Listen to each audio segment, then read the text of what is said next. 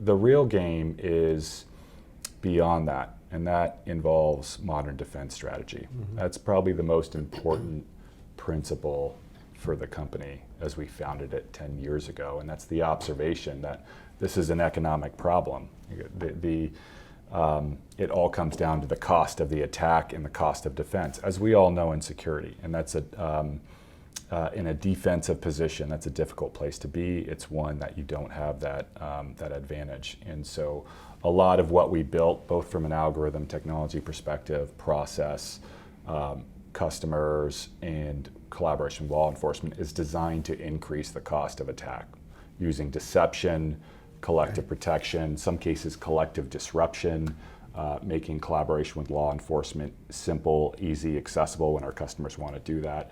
All of this has to lead to it actually costs more to do the attack than it did previously.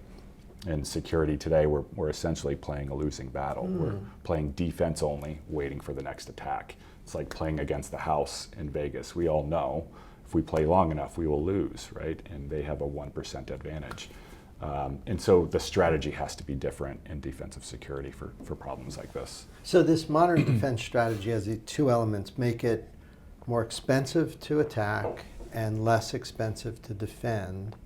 And are the units dollars there, or is it maybe broader than that? Time, effort, money, resources. It all of that is that the idea? That's exactly the idea, and it's all the mechanisms that can do that. And you're right. It's a great question. It spans everything. It's not just about dollars. It could be about pain. It could be about consequence. Right? When something is harder to break into, or you include some deception elements that manipulate the feedback loop back to an attacker. It takes a lot longer. It might be a lot more expensive for them to figure out what they're doing, whether it works, whether it doesn't.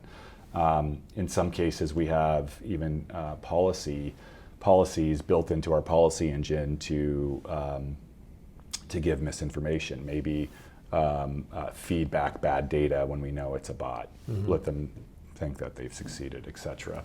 All of these are techniques and approaches, ultimately on the pillars of a few things. One, collective protection.